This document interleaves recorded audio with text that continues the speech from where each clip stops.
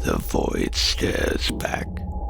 The credits are rolling, the mics are recording. Gaze into the void with your hosts, Josh and Joey, as they discuss thoughts and questions surrounding visual, written, and interactive media steeped in cosmic horror. Hello. Hey! Welcome to The Void Stares Back. I'm Josh. I'm Joey, and we just wrapped up the final episode, episode 8. Yep. Of True Detective Season 1. It's pretty sweet. Yeah. It turns out even numbered episodes can be good. Yeah, you liked it? Who knew? Yeah. I mean, it was obvious that, things needed to happen. Right. So there wasn't a lot of room for more filler in, Right. For the last episode. Yeah, it was sweet. It was just all payoff. It's all, it's the kind of thing I wanted out of the gangster episode, where I got like some amount of action, Yeah. But also you kept me steeped in the mystery. Yeah. None of my predictions really came true. Nope. The girls didn't matter at all, except to build character, so that's disappointing because I was upset about that possibility of that prediction. Like, they're just like playing this up to be only for the character building, right? Which I already have a lot of. Yes.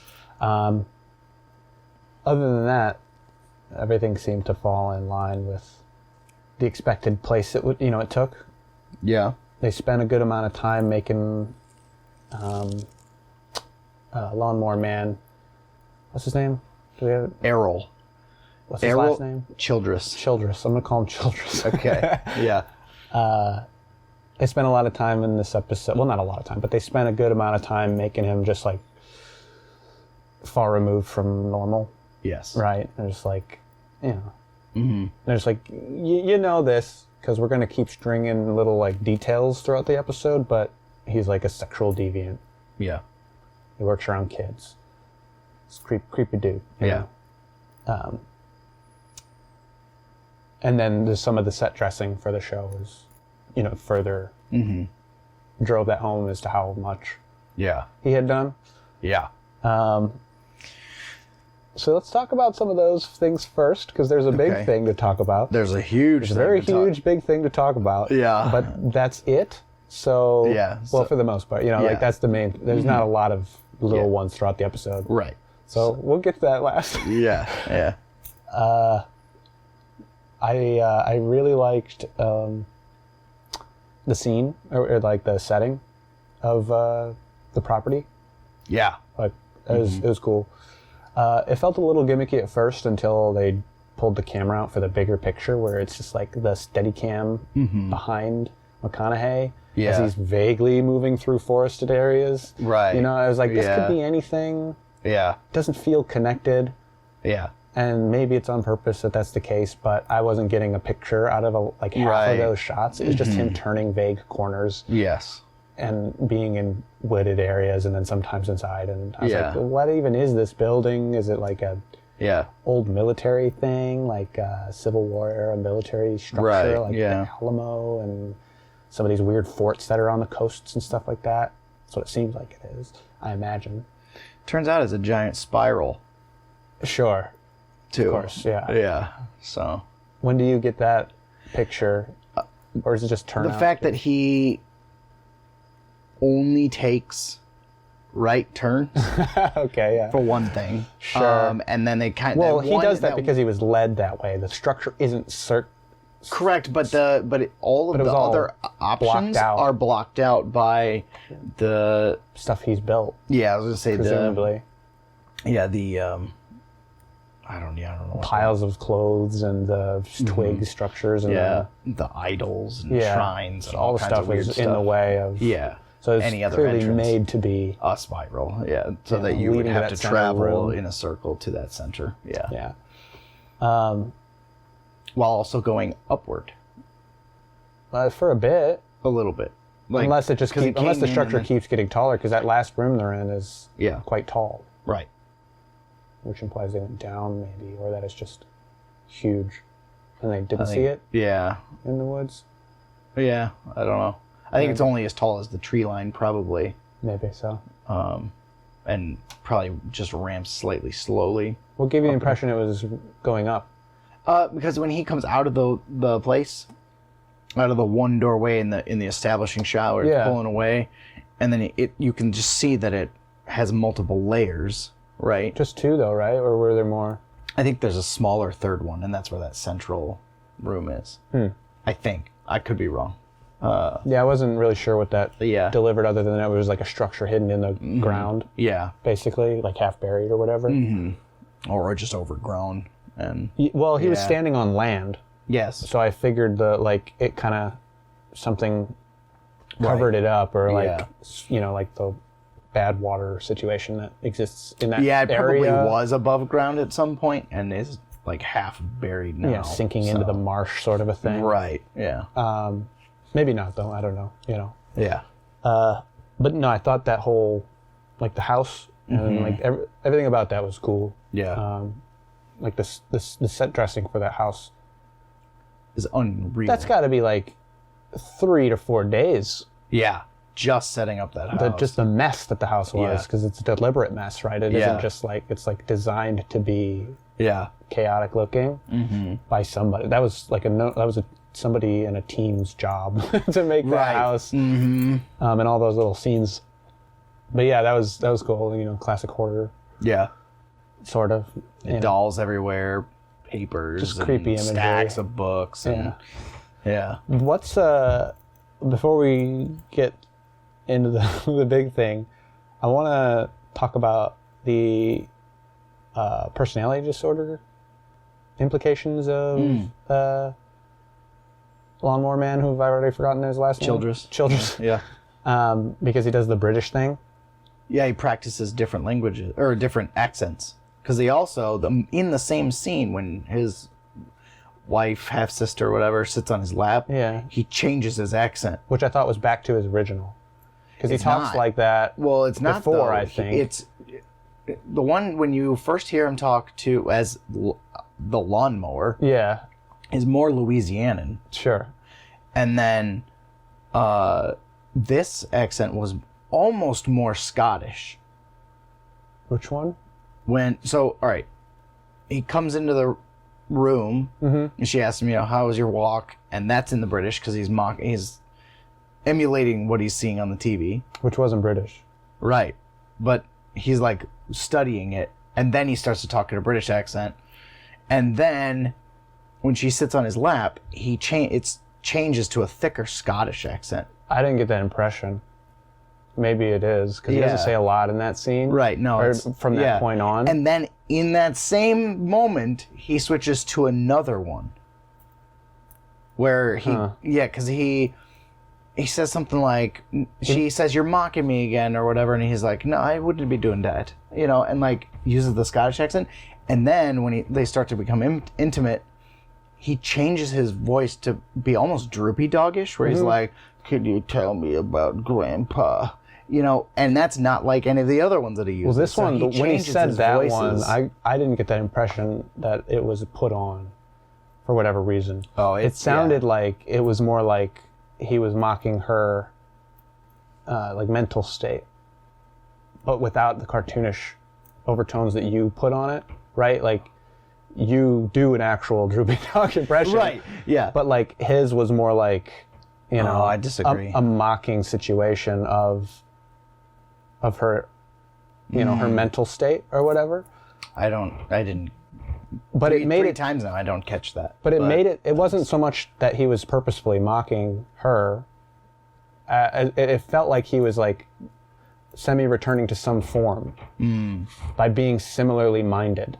Do you know what I mean? Like, I guess I don't. He seems way too smart for that. Maybe it doesn't seem smart to me. Like he seems like he's got enough intelligence to talk weirdly about his crazy cult nonsense in the same way that McConaughey's character talks about crazy nothingness and how everything's meaningless. As much as you can call that a level of intelligence, maybe so, but I didn't really get that impression. Like he's smart enough to, have routine, which a lot of crazy people do, and like clearly is ritualistic and habitual with the way that he does it and everything he does. he's been like a painter mower his whole life, you know, like they do one. He's like, he felt more like a savant character. Sure. Do you know what I mean? Like, just like clearly not good at human interaction as much as he is at XYZ, whatever he, you know, maybe it's accents and I didn't pick up on a couple, but I usually am good about accents. It just felt like he was like purposefully being disjointed and weird. Like, that's fine. It just didn't seem as purposeful as I guess you're maybe explaining it to me to be. Yeah, I don't know. I guess I picked it up as purposeful the first time I saw it, and then in my readings beyond that, other people have come up with the same conclusion. So yeah, they heard the same thing. Validated sure, I mean, maybe it opinion, was just... But I could be wrong. We all could be wrong. It could have also been too short for me to pick up on, like, you know, having those quick dialogues where he just vaguely is Scottish for a second. Yeah, because the reason I don't... lines, and then he switches again. The reason I don't buy into that is easily when I'm just listening to it maybe for the first time is because a lot of people who attempt British accents or the like just smash all of those accents together, and like when they continue to talk, they mix Australian in sometimes, and you know, sounds that are close to that region maybe. So that maybe it was just like him continuing to put on a poor British accent was like, because from when I was watching it, I only interpreted it as two voices. When he was putting on the British, and when he would yell at the dog, or he would get angry or emotional, it changed back to what I was assuming was like his normal voice.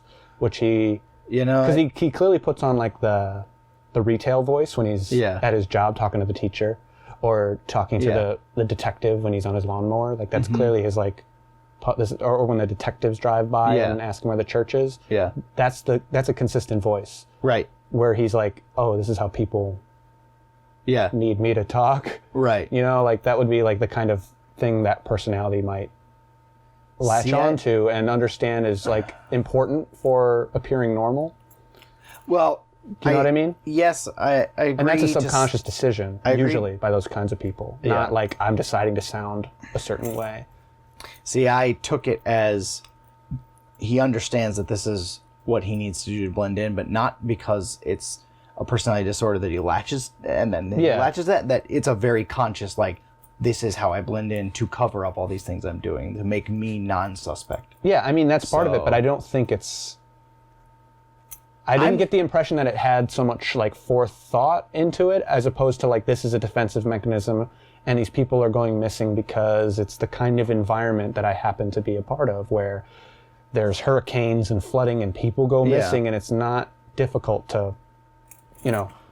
rake the footprints in the snow, so to speak, in this sort of environment. It's like there's a lot of situations that he puts himself into, like being a part of the church and working in all these places with youths, that allows him opportunity, as opposed to I've calculated and put myself in these positions as much, which I think rings further through his personality and not just... not just like, oh, this is lucky. I'm a pedophile and I'm surrounded by kids. Ooh, that's great. You know, like I never got that impression, basically. And maybe there's something to read into that I, you know, don't know about, like certain pieces of information that I'm not connecting. But I didn't get the impression of a mastermind as much, and I never do with the cult stuff. Like when we watched Void. The doctor or whatever, who's like, I'm ascending to another whatever. And this is all. I was like, this guy's clearly, you know, God complex, crazy person. Yeah. Whenever you like come from a place of like, oh, I went through 8 years of medical school to get where I am, that doesn't say a whole lot to me about whether you're smart or not. I got to interact with you. You know. Yeah. Like, there's some levels of like capability that people have that don't really speak to an overall grasp of sanity and like, you know, like. Because, like, sociopaths and stuff, like, if it's really bad for somebody, they just subconsciously make decisions, especially if it's not, like, harmful or selfish right off the bat for them. They make decisions that make them seem more normal. Because it's what you look around and you go, I'm supposed to be like this. But and I can be like that, but I don't feel like that. Yeah. And so they will build up their lives, you know. And clearly this guy's been like weird and fucked up since he was 10 or whenever the oldest story we got of him was. He wasn't necessarily doing crazy stuff that we're aware of. Yeah. Other than like whatever reason his father burnt him and harmed him. Assumably it's because he started to like realize his the things he was into. Yeah. You know, at that age, and that was some discipline or something. Yeah. And then he learned to hide it. Yeah. And so now you get this like drawn out long time, you know, tons of bodies and on the property, sort of, you know, evidence that it's been going on for fucking ever, you know. Yeah. And that just comes from shame, right? And Sure. it's why that archetype of person might keep his dad's corpse around or whatever, you know, things like that, and like still interact with it. So it didn't feel mastermindy to me in that way. It felt like pretty par for the course for somebody who they've kind of maybe not slowly, but they built him up to be. Yeah. And like I said, maybe there's like some of those finer details with shots in the background of the storage unit from the last episode, and, you know, various things in notebooks that like sort of, you know, speak to some eldritch truth that he's experienced in his you know, his time and his whatever. It's just that it doesn't feel like it comes from a place of organization. You know what I mean? Yeah. It's just like ritualistic, right? Like it's just repetition, and like it does the same thing, and certain things have been granted meaning because he's cognizant enough to understand things. You know, he has a license, he drives his car. Yeah. Maybe he doesn't have a license, but he's capable of driving his truck around and his mower, and like he's a what's the word? It's like a high functioning adult, right? Like, but whether or not that carries forward when he's in the privacy of his own home, you know, is often the case with many crazy people, right? You know, the John Wayne Gacy's of the world put on a face and look very normal at surface level, and then they go home and they do crazy stuff. Right. Yeah, I'm not discounting any of that. Right. I feel like specifically... I didn't draw that all from the accents, by the way. I was just further elaborating on kind of what picture I drew from everything. Yeah, and I don't really disagree with any of that. I just feel like they show us things like stacks of books, right? Stacks of movies. Like this guy books is a very common theme. Like they left the thingies on books and stuff, and like books is a recurring it just seems thing. like he has very clearly studied a lot of this stuff, whether through just routine or just something that like obviously occupies his mind or whatever. He's picked up on all these things, and so like almost, I'm not even saying like it's like he calculatedly switches between these accents, but he like has them all logged away in his brain, and so he's got the TV running before he's even in front of it. You know, Correct, it's just on in the background, and whether he reads any of those books, I don't know. It's not given to us, right? It's just a dirty ass. You know, all the books are dusty, and all the shots that we get of them, so they're like. But it's clearly stuff he's collected over the years, right? I mean, maybe it wasn't his house. This is Dad's, right? You know, it could it's be like both. I mean, stuff left over, and he's repurposed things like the bathroom for the weird towel, you know, car air freshener scene that we got of the bathroom, and like whatever goes on in there, and like it definitely felt more hoarder than I'm a studied but crazy individual. Sure. That's all I was think saying. I guess I'm arguing that it's probably a bit of both. Maybe, yeah. So sure. Because it very clearly is hoarder-esque. Like, just the state of the place is. Yeah, the cleanliness is obviously not a priority. I just don't want to discount the fact that he's probably read all this stuff. I'm not discounting that. I'm just saying that that's not... The state of his home, just because it has books, doesn't deliver the fact that he's even touched any of them. I don't disagree. And there weren't any scenes ever where he's doing anything other than painting or mowing or talking to corpses and, you know, or whatever, you know. So it was just, they clearly didn't need to give us a lot of information about him because it's more mysterious and important for the questions we'll have about, like the motivations and stuff behind Lawnmower Man. I'm so bad with names, I'm sorry. Yeah, I mean, I don't know. Like, it would have been, you know, interesting to have the guy in the robes and the, you know, the candles and like sure, the followers and stuff, you know, classic cult stuff. But I think this is a way more real take on whether we believe the insane person for the things that they're saying or not. And then as a viewer, we get all this weird coincidence and evidence that says maybe he's saying something that you know, rings true to an experience that could be shared by more than just him and his crazy mind. You know, and perhaps the delusions were just like a coincidental experience that he had, right? So like, you know, he grows up being a psychopath, a sociopath, having some, you know, negative urges, and then later in life starts experiencing the beyond. You know, in some cultic or ritualistic way.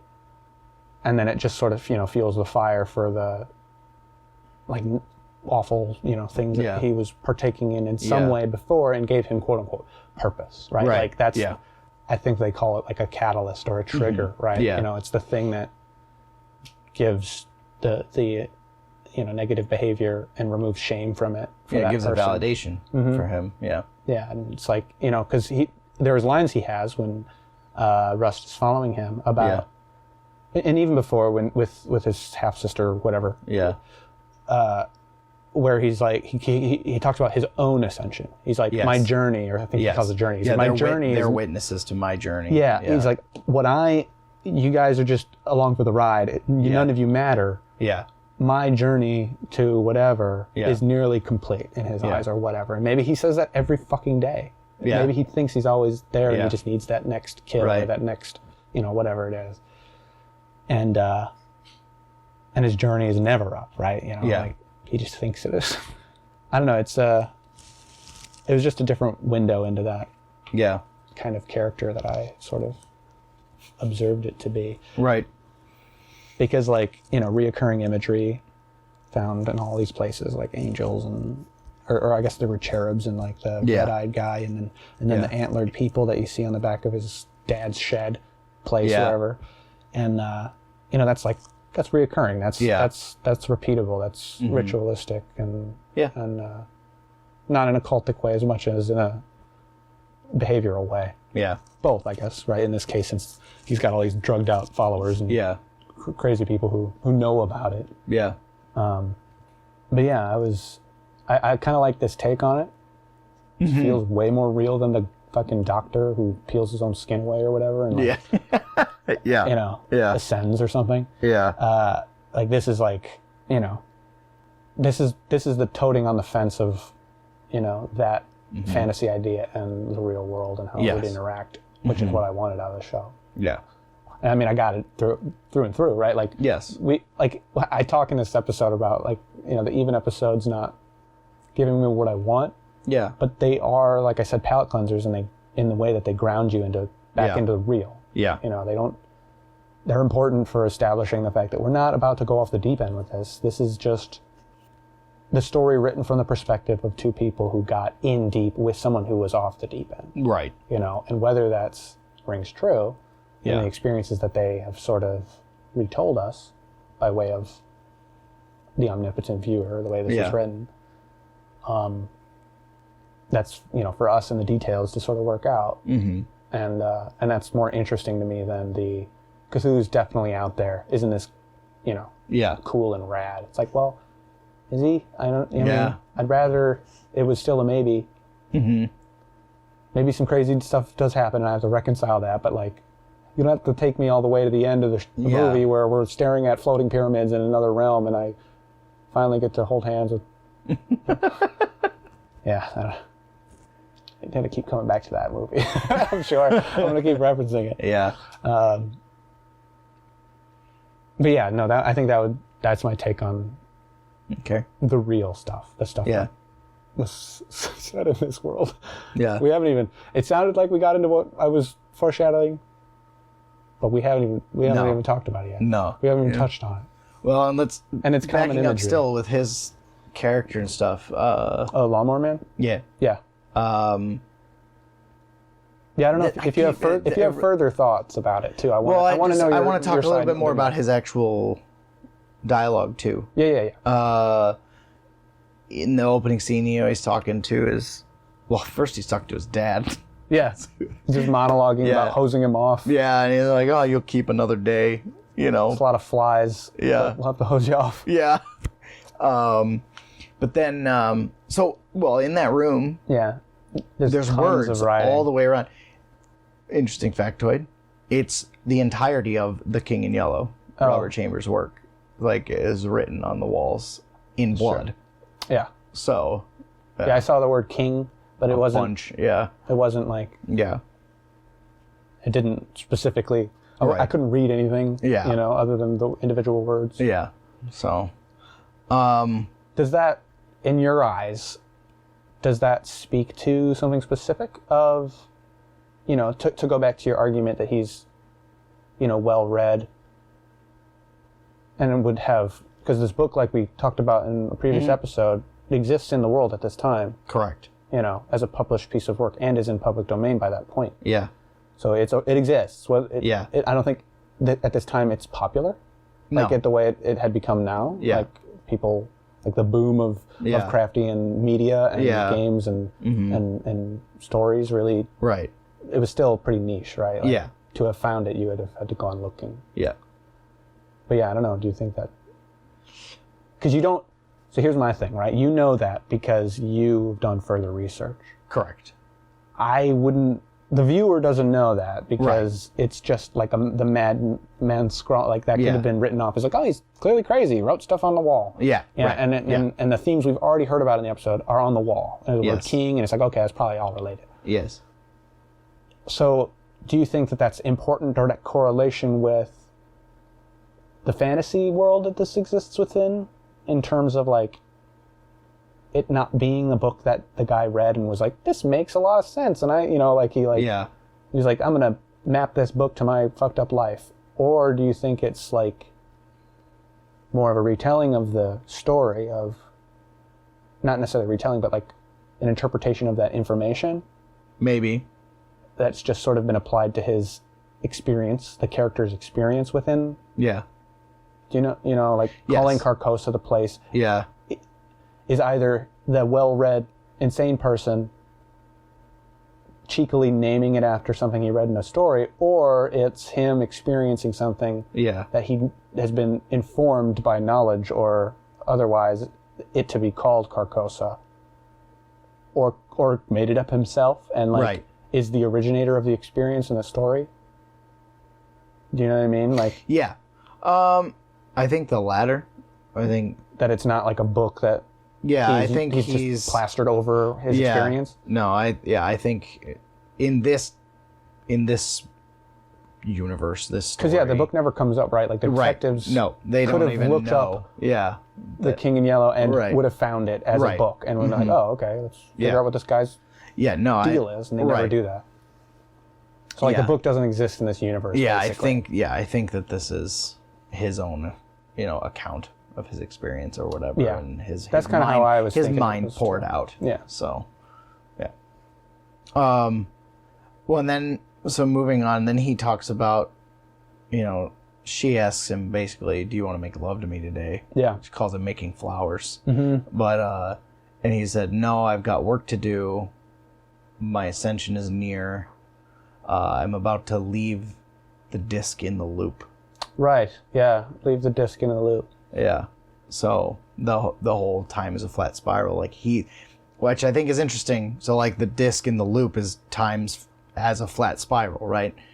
I think is what he's referencing there. And he's going to leave that, which calls back to Rust talking about looking at our world from a fourth dimensional perspective. Sure. Like, it's interesting that Rust has this little speech about it, in his own brain. He references it being a line of reasoning and thought that has existed before him that he's studied up on. Right. Yeah. He talks about some kind of theory, the brain something theory. I can't remember the full name. I don't remember. But yeah, and he expounds upon that, and then this guy also has the same perspective, but from a warped place as opposed to a theoretical place. Right. Yeah, I thought that was an interesting tie to the two characters and the way their line of thinking. Sure. And, obviously further emphasizing how mad is Rust, as a person, even though he seems obviously much more learned and knowing. So there's the divide that makes me not think this guy is particularly intelligent in a mastermind way, is because they are the same character, right? Yeah. Rust and Childress are experiencing very similar journeys in terms of their experiences and visions and insanity. Mm-hmm. And presumably, we don't know anything about Childress's past more than secondhand or whatever, but like you say, they experienced similar things and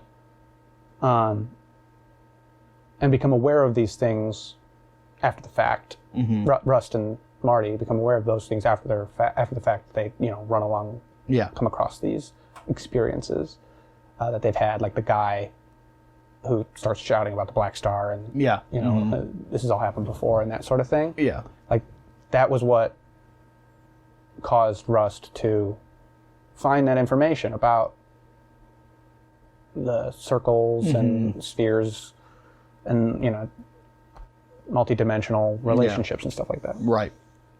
And what it means for time, the concept of time. Mm-hmm. So it's like clearly that he's only been introduced to these corner case theologies or philosophies or whatever, or theories, because he's been exposed to following the trail, the breadcrumbs of Childress, right? Yeah. And as he becomes aware of them, he sees the logic in the arguments presented, whereas Childress experiences them from an insane place. Yeah.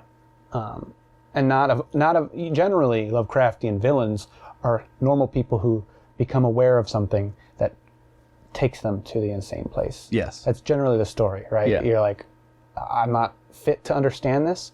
And the people who are crazy in the story are the ones who have accepted that. And, and just get soaked in the non-understanding and that they're not worthy and that they, these things are gods that need to be revered or these ideas are whatever. Yeah. So that's another, nail in the coffin for the relationship between the two characters who are experiencing this thing. Sure. Because none of the other people really are. Like, we get tiny windows into them, like maybe believing in the rhetoric. Yes. The religious rhetoric of it all. Yeah. Like the Black Star guy, the meth. Yeah. Making the meth. Yeah. And then the drug user, who has just been he's like the third generation experienced. He doesn't know the finer details because he's not in the rituals, but he's connected via drugs and experiences some of that, the impressions. He's not being impressioned upon by what's his face? Yeah. Lawnmower Man. God, I just said his Childress. name. Childress. Directly, at least it didn't seem, but instead down the chain, right? Like the people closest to the actual cult activity that they never get to the bottom of, and they talk about that. Yeah. When they're out in the wheelchair talks, or no, it's when they're in the bed, and he's like, "Yeah, we didn't, we got one of them." And he's like, we're only supposed to get our guy. Yeah. We got the one. Yeah. But yeah, so I think like our window into that story was just like different tiers of people who were involved at different levels. Because like the lady from this scene, the younger girl who has the diary where they first hear about the King in Yellow. Yes. That felt like an idealized experience, right? That was like, this woman is down on her luck or whatever, targeted. Starts to get drawn into Ledoux, I guess, was her main connection. Yeah. And the drugs, and making sure that happened. But through that, she became aware of these ideas. Yeah.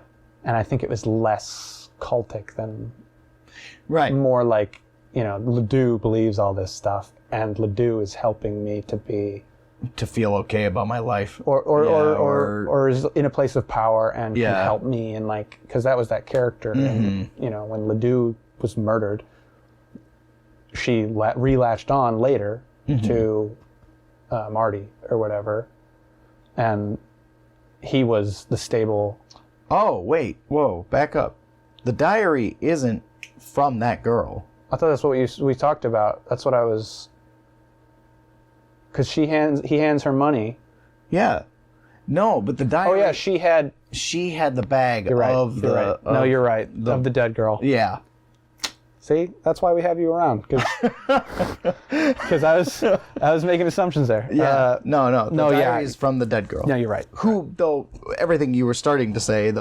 It still applies. It still applies. Yeah. Like, she was down on her luck. Ledoux helped her with drugs, and he believed everything. It's like the vetting process, right? To get all the way down. And it just so happens that the family, like the connection between how many people are a part of these cultic activities is an interesting question. Yeah. But it's also important that the family involved is putting it under wraps when it bubbles up. Yeah.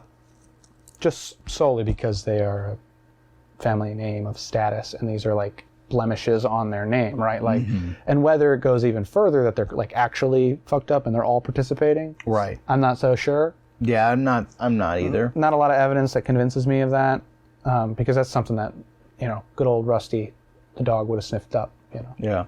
poking around like he did. Yeah. There's definitely like there's something that they just wanted to bury more than they're like, we're a part of this and we need to... Right, yeah. I was going to say, because like the woman in the second to last episode, how she's starting to sweat, and like she realized like, oh, I should not be talking about this. And it's like, you question a little bit like, well, were you involved, or do you just know so much? Yeah, I think she's just been aware of enough of it that she's like on a list to watch out for. Yeah, exactly. So... But yeah, I was... that was sort of my impression of how the information proliferated from the source, which would be on More Boy. Okay. But let's continue through his scenes, because we stopped. He talks about his ascension. Yeah, he's talking about he's going to leave. And he throws the pan at the dog. Yeah. Well, he actually throws the pan before the... because he starts to talk about his ascension when she's sitting on his lap after that, when she comes into the room. Oh, later. He talks about it more? Yeah. Because he briefly says it when he walks into the... He's like, I got things going on today. Yeah, and he mentions some things like... Yeah, but she asks him when she comes to sit on his lap, like, we just haven't done it in a while. It makes me sad. She asks in the kitchen, too. She asked the first time to make flowers. And then dog scene happens, they walk out, and then she... further talks about it, I thought. No, she asked him how his walk was. But there's more to that. That conversation's longer. There's like another part between these moments that that I thought was this, but it could have been something else. Because she's like, how was your walk? But she says that from the kitchen. He's not in there yet. Right. He walks in, and then she starts yells talking about it. Yeah, but the first time she asks him to do stuff with her is after he leaves the room and sits down, which is after he's kicked the dog out. Well, yeah, because he chases the dog immediately. There's no dialogue between that and him leaving. Right, and and he doesn't talk about the stuff he's doing, or that he's busy, until after she asks him, which is in the room when he's sitting down. He says some things because he's standing in the kitchen looking out the window, and I put that in quotes because it's all cluttered. And he says something. Oh, you're right. And she says, "You're right. Can we make flowers?" Or whatever. Yeah. Then the dog. Then she's like, "Get off the!" She yells at the dog. Yeah. Which is hilarious considering the state of their house. Yeah. Yeah. Poor dog. Yeah, he said something about. He doesn't fully explain. He goes, "I haven't left my mark in a while. If only they had eyes to see." Yeah, that's what it is. Right. Yeah. And then he leaves the room, and then she's like, "Do you want to make flowers?" And he's like, "No, I'm busy today. My ascension is at hand." Yeah. And then he goes off about the fact that he's going to leave this plane of existence. So good on it. Yeah. Good on you, mate. I can see the higher plane. Is basically what he says. So, okay. Yeah, and then I think the next time we see him is he's painting. The little boy's like intently looking at him. Yeah, and that teacher was like really nice. Yeah. We're just like, hey, I'll get very you some friendly food. and normal. Yeah. Mm-hmm. It was kind of weird. Yeah, you think so? Yeah, it was kind of a breath of fresh air too, because they paint him before that scene to be this despicable, gross. Yeah. Obviously his first scene's in front of a corpse, and we know that. Yeah. They only hide it enough so you don't know whose corpse it is. Yeah. But there's a corpse, and talking about flies, and then it has the whole interaction in the house, and then. Well, you know it's his dad because he says goodbye, Daddy. Right, but you don't see it. Right, sure. Yeah, they don't show you the face. Yeah. And because like whether it's his daddy or not, yeah, I guess is that's important, true, right? Yeah. Like if he's calling this, if he's idolizing a corpse, and maybe that corpse changes. Yeah, I guess that's true. Yeah, sure. But he then he goes to his normal life, and he's not treated that way. He's not treated like it's just to lay on his persona, right? Like it's to be like people have no idea. Yeah. Because he seems very normal. Mm-hmm. He's like clearly a weird guy. Yeah. He's not. He doesn't look too great. He's all scarred up and a little scary looking. But like adults aren't still afraid very of him. dirty. Hair's all messy. And, yeah.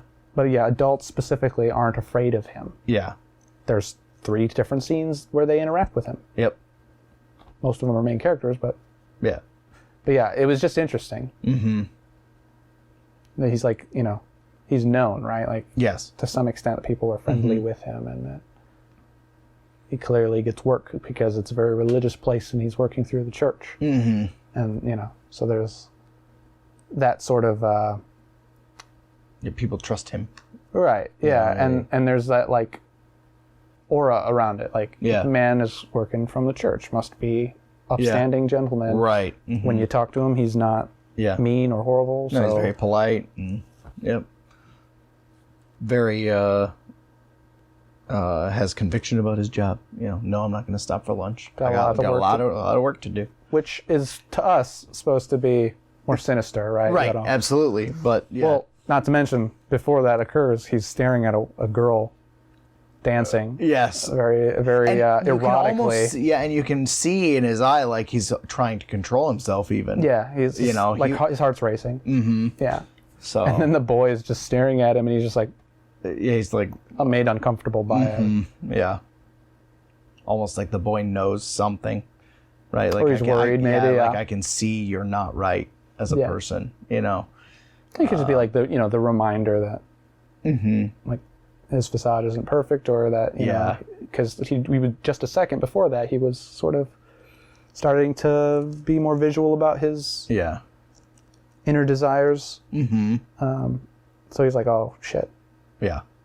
Gotta stop. Yeah, I'm feeling the shame that I know I'm meant to feel, or whatever, or I'm not allowed to emote this in public. I need to stop. Yeah. But yeah, that was just an interesting moment that I was like, wow, what a nice person. It's really weird. Yeah. This show's full of people who aren't nice. Yeah, right. Yeah. Is that everything? I think pretty much leading up to then they the only scene I want to sort of mention before we get into the thick of it here. Favorite line in the whole show was no. Yeah. Where he's like he sees them standing out there in the field, in the field, kind of like looking like a fucking, what's that Halloween store called that like pops up every year? Spirit or whatever, kind of looking like a spirit. I wish I knew more about horror, but the Friday the 13th guy, I think. Oh no, like Michael Myers from Halloween. That's what it is, from Halloween. Looking like a B movie Michael Myers standing in there. Yeah, just kind of off in the distance in like a blue jumpsuit. Yeah, his little jumpsuit. I was like, oh man, what is this show? Yeah. No, and then runs off. Yeah. Get on your knees. Stands there ominously, not doing anything, and then just like poutily like a child says no and runs off. Yeah. And then proceeds to have these weird echoey conversations with McConaughey. Yeah. But from a less childish place. Yes, yeah. Yeah. Come die with me, little priest. I thought he said prince. Priest. It's priest. Really? Yes. I thought he calls him prince at some point. It's priest every time. It's just that weird loopy accent that he's got. Yeah, I heard Prince, so I was thinking it was like tied I thought it was into Prince the King the in first Yellow. time I watched it too, but it's definitely priest. Okay. So Interesting. yeah. All right, yeah, let's dive into some of those things Okay. because that'll lead right up to the moment big we moment. need to talk about. Yeah. Not that there's tons to talk about other than the implications. Yes. Yeah. Yeah, but what are some of the things that So he says he starts to hear echoing around him? So he says at one point he says you're in Carcosa now. Right. Yeah, that was the first thing. Yeah, basically one of the first things. That he said, "Come on in here." Yeah.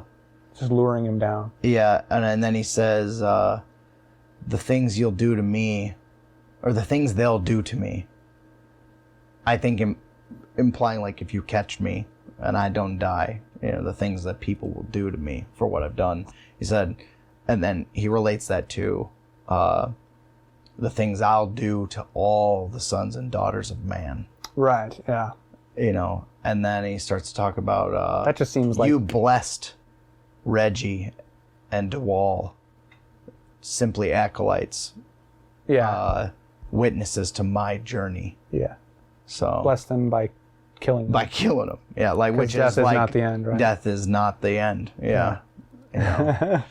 So that's pretty sweet. The set design in that whole area. Oh man. It just gets better and better the further you go in. Yeah. It's really great. Then he starts walking down that hallway with all the trees and branches and stuff lined up around it, and almost creating a tunnel, of its own inside the tunnel that it's in.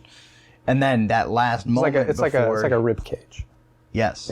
Yeah. And then that last moment before you get to the center room, like Rust, we finally see the shot from we're in front of Rust, and he's walking basically toward the camera. Yeah. Yeah, and it's dark all around him, and like closing in basically as he comes into the tunnel. Yeah, the final room or whatever. Final entranceway. Yeah. So, which is really neat.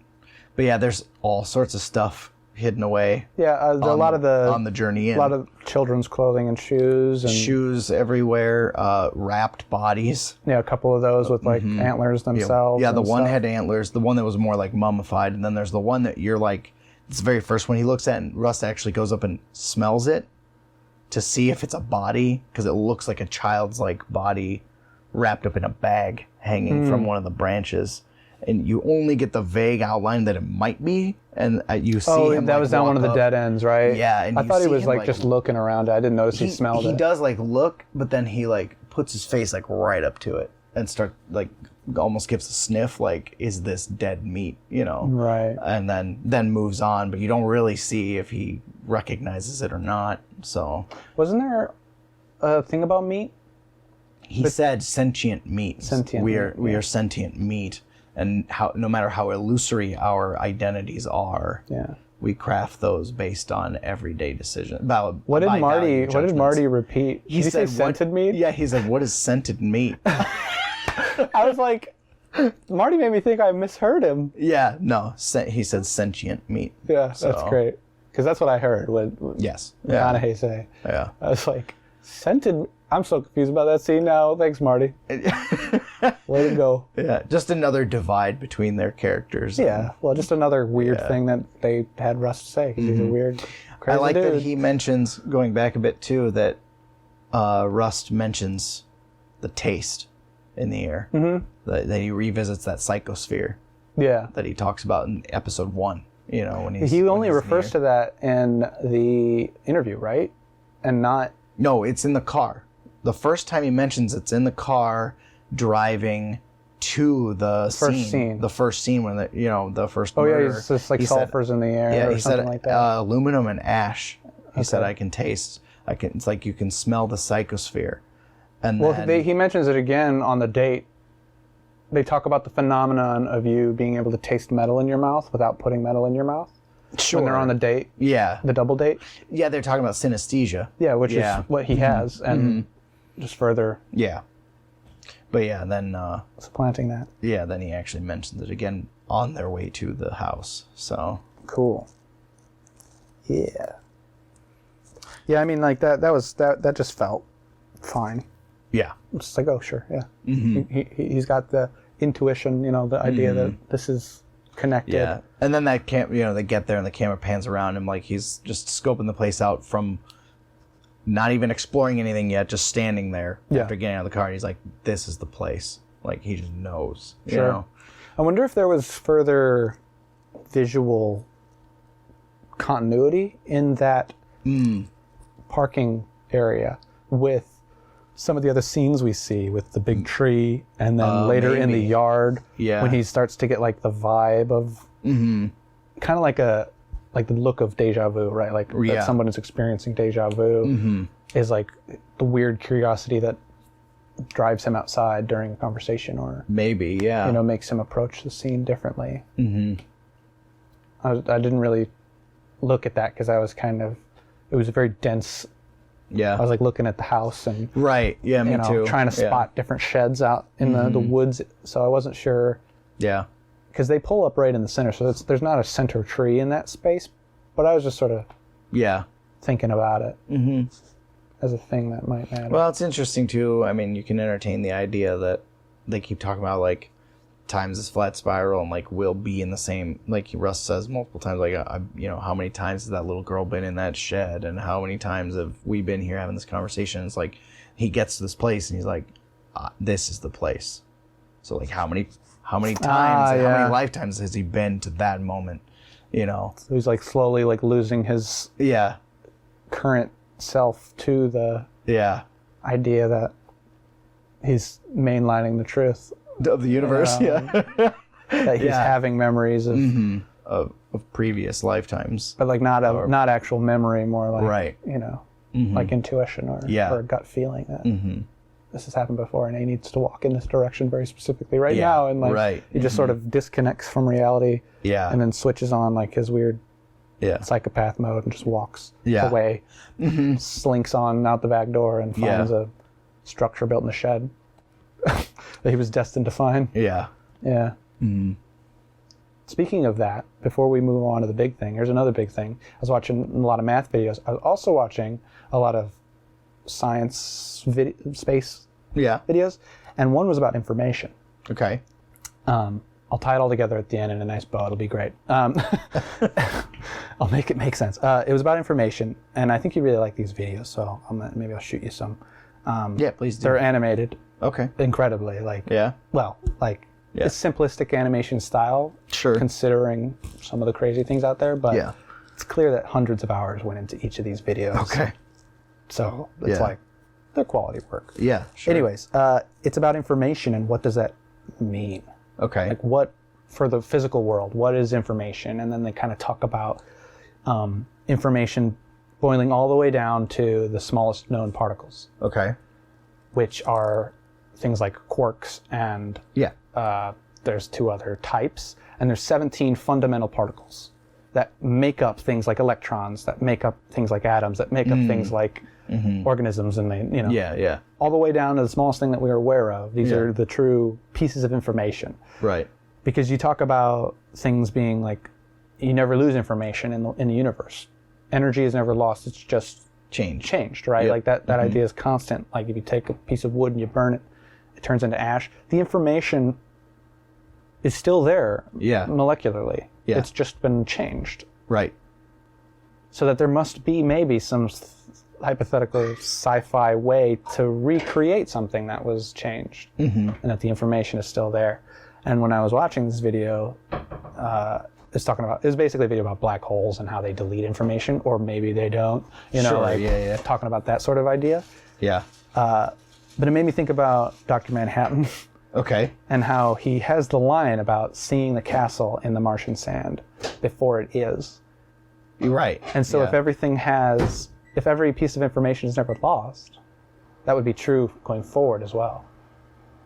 That the information for the castle is in those pieces of material that he just follows through the motions, because that's what he's supposed to do as a character, and he creates the castle out of them. Right. And that the information is on the disc, right? Like it's like these things are meant to be these things. That sort of idea sort of permeates through a lot of this as well, where it's like, is this information consistent? Is it repeatable? Is it physical? That's as well as these ideas that like these people who are too small in scope to realize have these greater ideas and meanings behind. So yeah, that was just that's cool. I watched that like last night or the night before, so it's very recent. Yeah. And it's not something I'm not aware of. I've just not seen it framed that way. Right. Maybe you were meant to watch that before. Yeah, I have weird memory of doing it once before in a previous life. I was a frog then. Things are different now. Yeah. So yeah, that was. I just wanted to. That's cool. Bring that up as a thought experiment. If you hadn't. Yeah. Thought about things like that before. No, that's really cool. I would love to see the video. Yeah. So. Yeah, there's the animations have a lot of really cool death scenes in them. Yeah.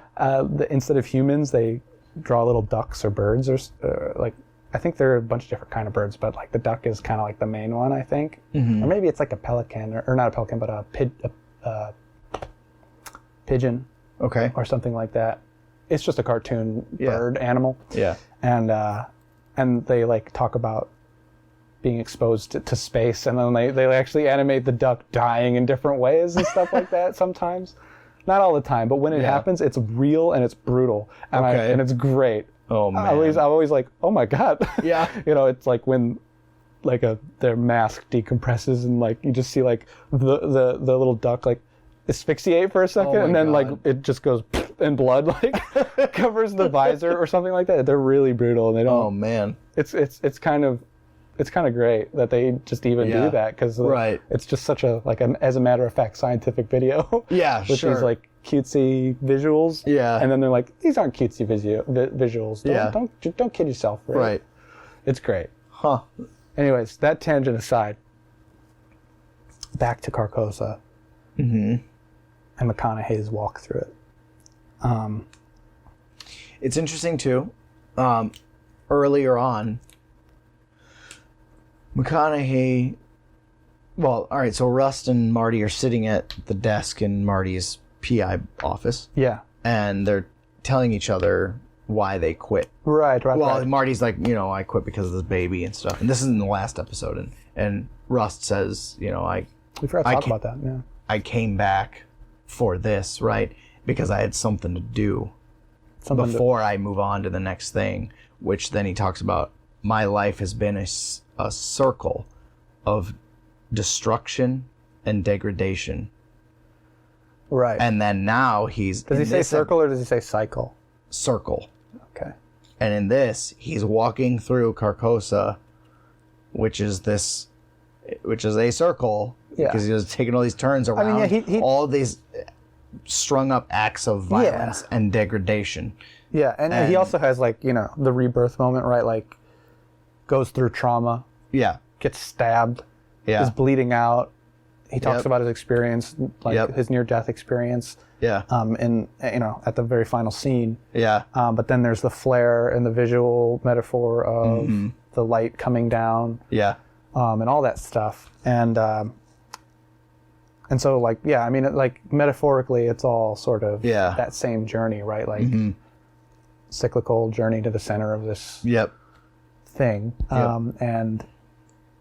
And then he has a birth, an experience that we'll get to. And then he goes through Mortal Kombat and barely comes out alive, and actually comes out in a coma.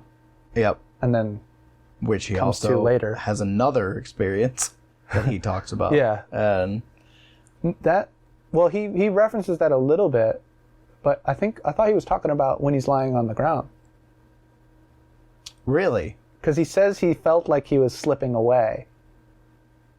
And that, to me, made it seem like he was dying. And I thought he was talking about when he was in surgery and when he was in his coma. He talked a little bit about what I thought that was when he says, and then later I experienced that warmth again. He says that's what I thought he meant in the coma, when he was in the state of a deeper darkness. Or whatever. He said he was seeing and he was slowly fading. Yeah. But when he was talking about the first time when he talked about the warmth, I thought that was him bleeding out, because people often feel very warm. Right. Yeah. when it happens because they're being covered in their warm blood as they're dying. That's what I thought it was. I thought it was a near-death experience that was making him like semi-religious, you know, like having that sort of experience is very common when people nearly die. Yeah. And then the coma was just the rest of that story that he was telling, where he was like, you know, and then I felt that love again. And he says that it was still there. And there was only that. Yeah. And I didn't really think about it that way. But it could have been all the coma. I don't know. That's just kind of what I was thinking. Yeah, no, that's an interesting way to look at it. I didn't really think about it that way. That's why I thought of it as a transformation. The almost death from the coma, and like never really thought that about one feeling anything when they're dying. Like, I don't know why I didn't really equate that part at all to it. It also felt important because it was an actual transformation for the character, right? Like, he still has his own guns and people don't change. But he, you know, wept for openly, the first time in the whole show. Showed any emotion in front of Marty there, and what was I gonna say? Oh, but he, you know, he went through that whole trauma and had that like moment of rebirth, and but he, in his recollection of it, he talks about the fact, like he mentions it. He doesn't like deliberate, but he basically implies that he had the ability to let go and didn't. Yeah. Because he wasn't done on this plane or whatever. You know, he had his brain said that. Well, he did say, you know, all I had to do was let go. And I did. He says that line right after, you know. But then he talks further about like the deeper darkness or whatever. I don't remember the exact order that he says these things in. But it gave me the impression that he's like, you know, I tried and I couldn't. Well, and then I woke up. Right. You know. So like, almost like he was being ripped away from it. Yeah. You know, he wanted to be there, and then basically he wasn't allowed to die. It's his retelling of the acolyte text that he received. Where it's like, you blessed them by killing them. Yeah. He talks to this whole series about how death will be great, and that it's, you know, the only reason I'm alive is because of my programming, and I can't do it. Yeah, I can't do it to myself. Yeah. And then he's given the opportunity, he's like, finally, and then it isn't given to him. Right. Yeah. Quote unquote. So yeah, that was like a nice little quote unquote, you know, climax for the character arc. Yeah. Rust. Well, and also how he's been told, like, death is not the end, you know, and like he basically almost dies. Well, in his head, he does. And and he thinks he dies. And right, and then he comes out, and now which is a thing people experience too, where they're like, they go on to the other side and are resuscitated or whatever. Yeah. But like people physically, like, by quote unquote the vague definition of death that we have, we don't even have that nailed down for some fucking reason. But that isn't enough to qualify for people, because people have died for like a minute or whatever. There's some upper limit. Yeah. I don't remember what it is. I have. Yeah. Oh, you've died? If you want me to talk about that? If you want to talk about it. I don't have memory because it was when I was born. Sure. So I was born 2.5 months early. Oh, yeah, you mentioned that. And when they were about to, because my mom had to have a cesarean, and when they were about to take me out, they're like, don't be surprised if he's dead when we take him out, right? Like, if we don't take him out, you will die. Don't expect him to be alive, though. Yeah. And so I was taken out, and I was alive, and they handed me off to my dad for a moment, and then I stopped breathing in his arms, and did not breathe for, I think it was up to 2 or 3 solid minutes, and then was declared dead. Like, they were taking him back from me. And then I started breathing again and started crying. So technically I was declared dead for a short time. And dang. Yeah, so yeah. Yeah. I mean, like, that's just goes to show the loose definition of dead. Right. You know, just to it's just like a common thing where it's like, the baby's supposed to be breathing right now, and if it isn't, it's not. It's probably not a good thing. And then, you know. Yeah, and they gave it a whatever amount of time, and they're like, well, that's it. But it wasn't, so. Well, I'm glad that you made it this far. Thanks. Yeah, so, I don't know. Life's a circle, man. Yep. One of these days you're going to wake up a baby. And it wasn't the end for me, so. You saw your daughter in that moment. But yeah, no, I know that there's like a weird upper limit for that being a recorded thing that people have been brought back from, and a lot of those people claim to have stories and memories. Luckily for you, it was before memories could even exist. Correct. Yeah. So. Well, 3 years too soon. Should have done it when you were 3. Yeah. Then maybe you would have some cool stories. Some vague knowledge of the other side. Maybe this is what it is. You're just like, oh no, you didn't have an experience like that you thought you were supposed to, but actually you're just too young to remember. But now you're interpreting it to like have like a primal urge for the Lovecraftian the answers that it claims to have about the universe. You're like, it must be the truth. It must be. I must consume all the media. Yeah. Oh God. All right, so that was his journey, though. I think that's a pretty apt, connective, sort of I'm sure vague there's description. Even more that can be said. It's full of details that probably don't matter as much as you're willing to write an essay about them. Yeah. Either way, they're really cool, and I'm excited to writing the essay. But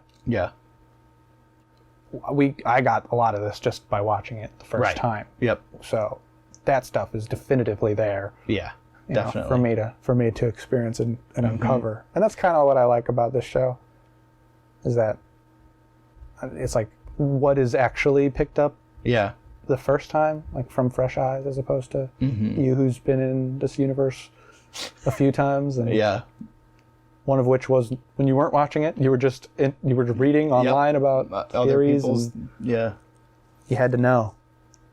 So a lot of that stuff is pretty, I wouldn't consider it conjecture. It's pretty definitely cut and dry for the most part. Yeah, I I made some leaps and they didn't turn out to be true. So I labeled them as predictions, which I'm totally fine with being disappointed with. It just makes old scenes less interesting for me. Sure. Yeah. That's all. Yeah, definitely. So he gets to the end of the tunnel. Yeah, he does. You, as a viewer, we see... Wait. What? One more thing before we get there. Okay. It's not a big thing, so mostly because I can't think of anything to really talk about other than to mention it. Sure. Is the spiral in his scar. Yes. That's the opening shot. We see the scar. Yep, on his back. Yeah. Yeah, and its location in all the other victims' replacements and stuff. Right. And it's he puts it there. Not particularly spirally more than anything could be interpreted as, it's clearly like a branding that, he received at some point.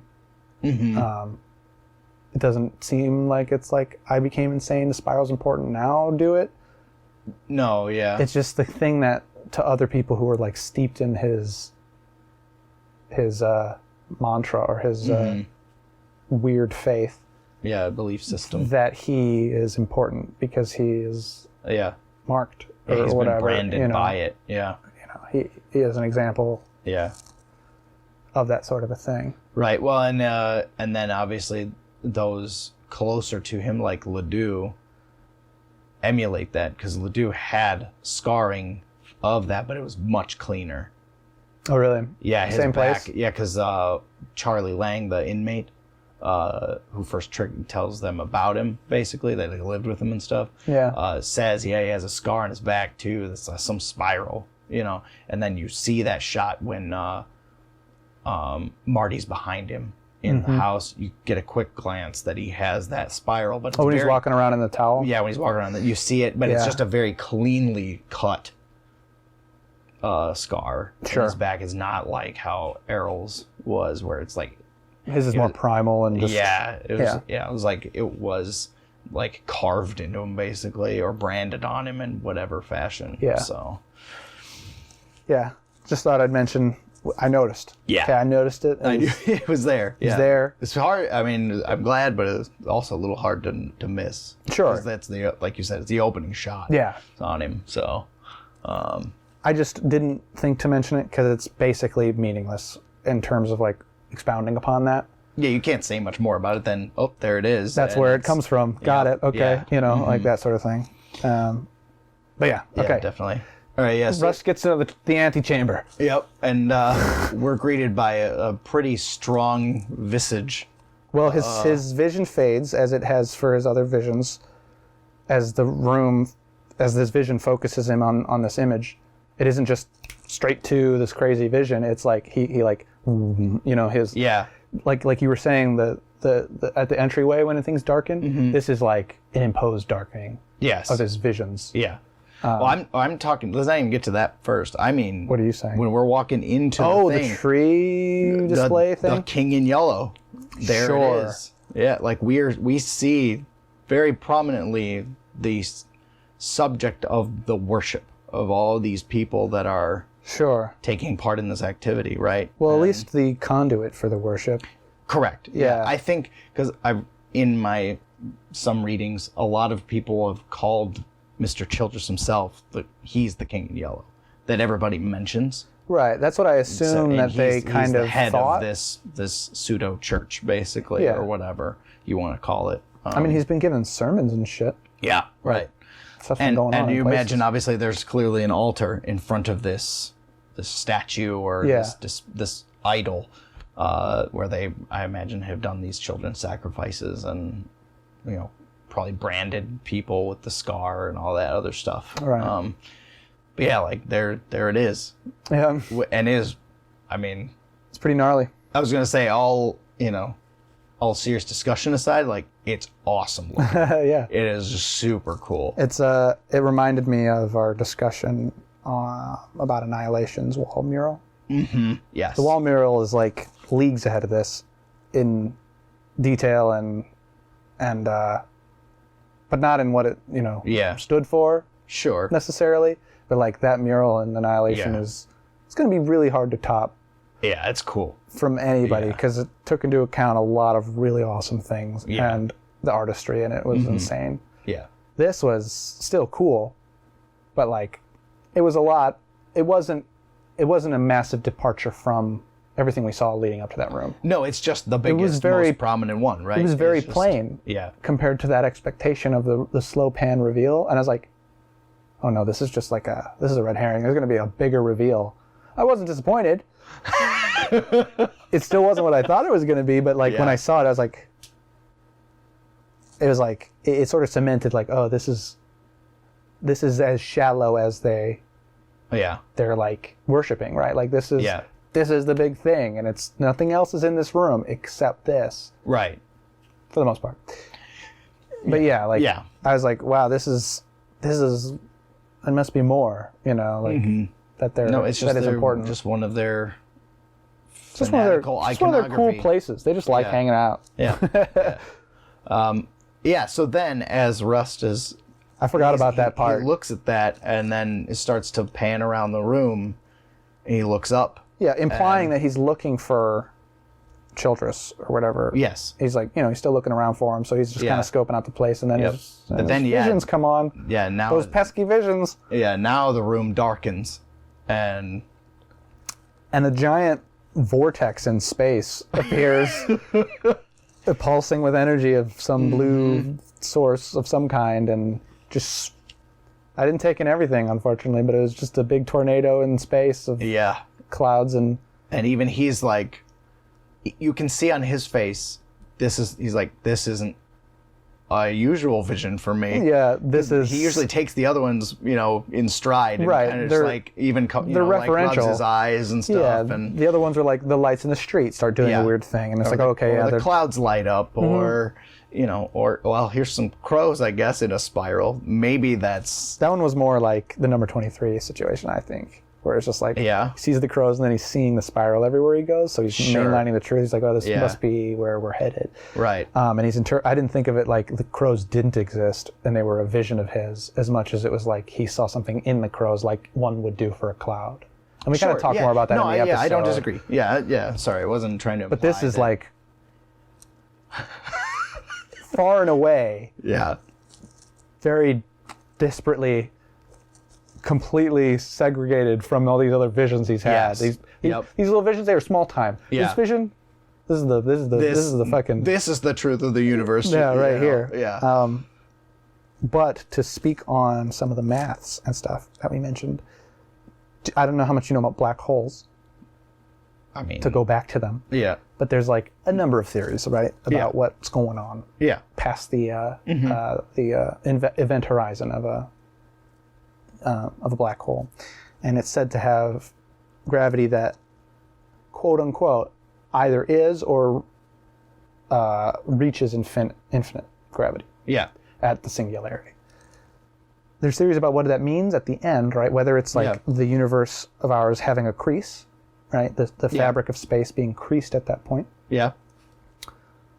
Or whether it's a wormhole to another universe and the information is just scrambled so you couldn't safely enter it and leave it necessarily, but that there would be a reverse universe on the other side that is going backwards in time. Right. Where occasionally, if we sent stuff in, things would be being spat out the other side in equal measure. Yeah. But one of the theories is that it's sort of like it's the moment in another parallel, well, maybe not parallel, but in another universe, the singularity of our black holes are the big bangs of others. And that, before the Big Bang occurred, it was a singularity. Right. There's also theories that it's the same universe and that eventually it'll all be sucked up by black holes and then the black holes will suck each other up and the strongest will win. And then when nothing exists but the singularity, starts again, right? Sure. When everything has been re-reduced to the singularity, the Big Bang occurs, much in the way that it did the first time around. That's another theory. But the idea that it's a wormhole-like image in the show is referential back to that fourth dimensional conversation, where, we're entering the realm of, multi-dimensional experiences or something of that ilk. Well, and you also notice, because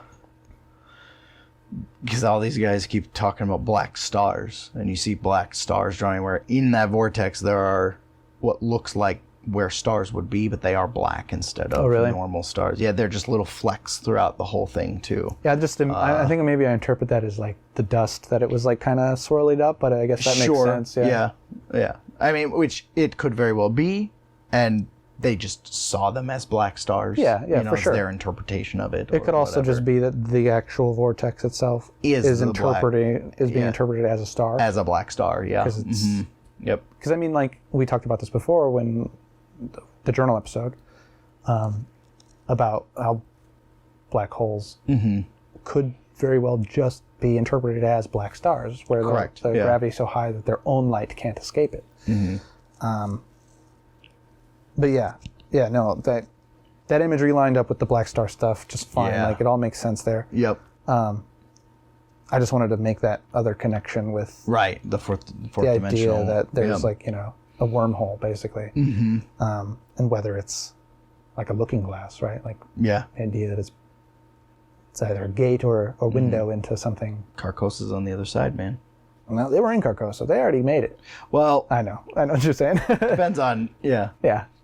He named it Carcosa. He named it Carcosa. Yeah, and of the real deal. Yeah. I don't know what credence it has because this happens in a lot of movies and shows and stuff, where the character will have a moment like that, the revelation of him seeing the vortex in space, and then being like his body language is like he's like slowly becoming aware of it and staring up at it in awe. Yeah. And then being ripped out of it by being stabbed. Yeah.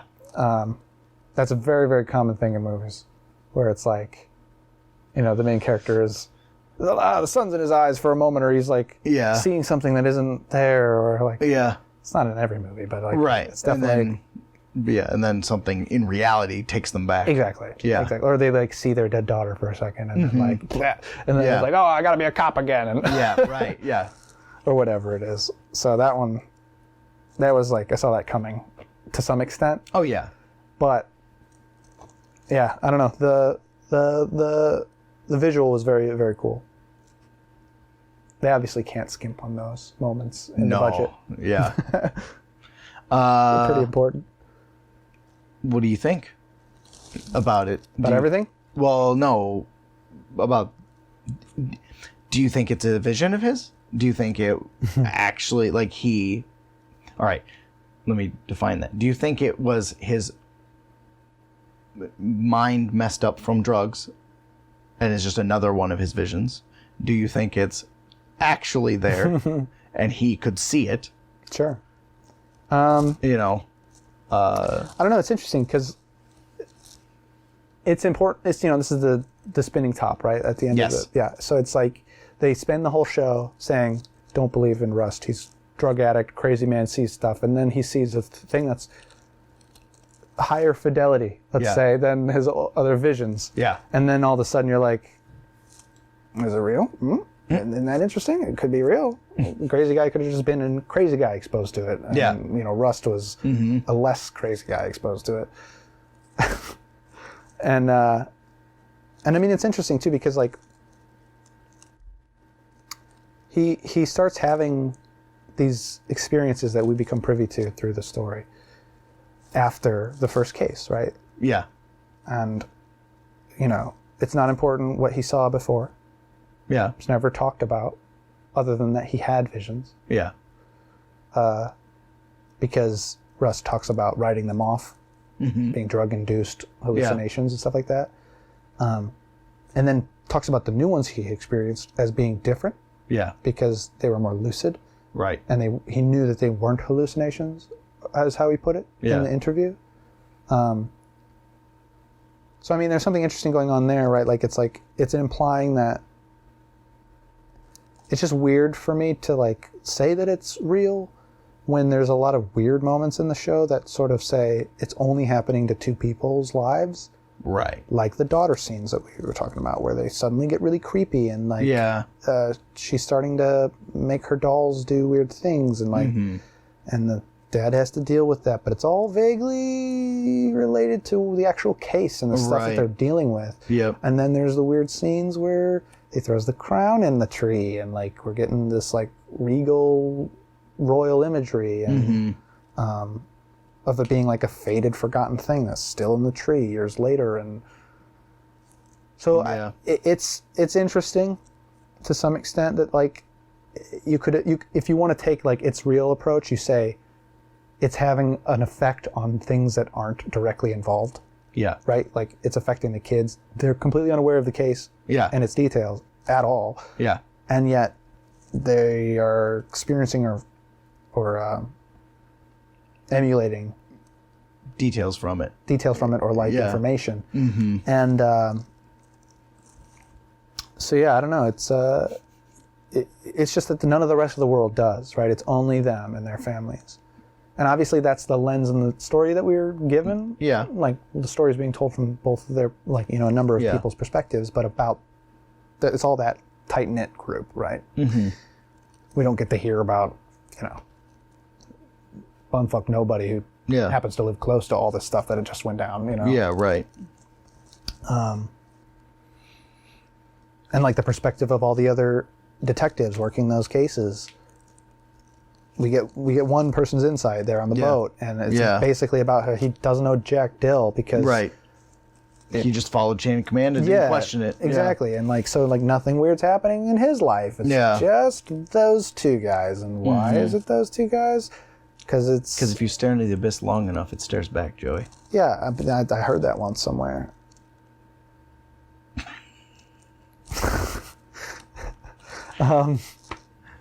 So the setting of the show overall leads me to believe that it's just nonsense.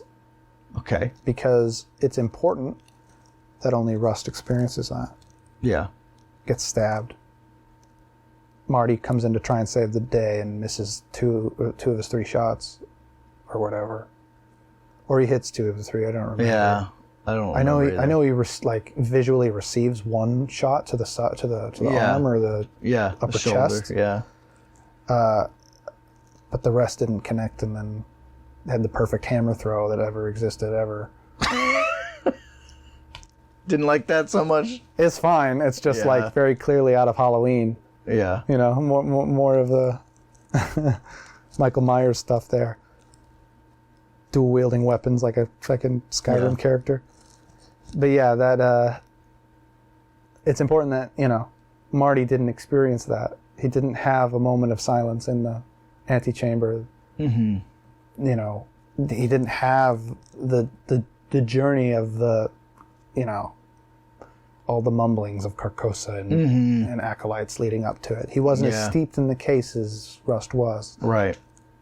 All that is how you sort of describe away that being real, right? You know, he's clearly an obsessive personality, smokes like 200 packs a day, still drinks after trying to quit, you know, went through shit. Yeah. Do whatever you want. Gets on this case, lives and breathes this case, basically plasters it all over every wall that he has, you know, nearby, and breaks of the law to further the case. So it's very obsessive, and like, if he does and has experienced visions in the past, it's not unlikely that he experiences some more.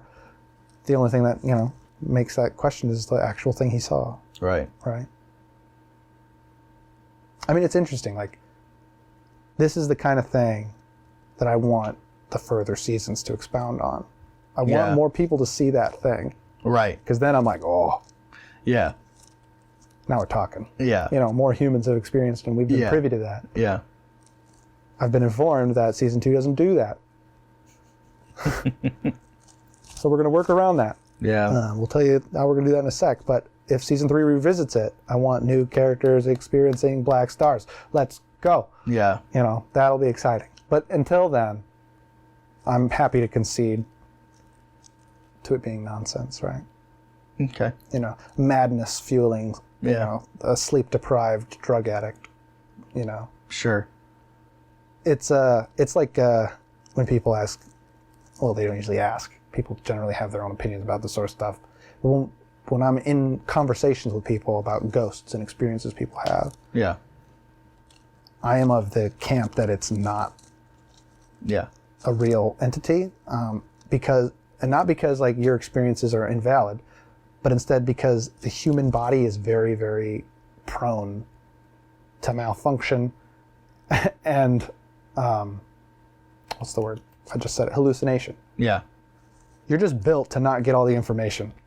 Your eyes suck. Like, people talk about how perfect the human eye is. And like, if we built cameras that are better than this, there's a fucking shrimp at the bottom of the ocean that sees like 16 more colors than we do. Yeah. How did that guy get good eyes and we didn't? And you think we're special? Like, that sort of argument for, you know, I'm just like, it's not there, man. There's evidence all around us. And, you know, we're spongy meat bags that aren't very good at the things that we do, except for think. It's all we have.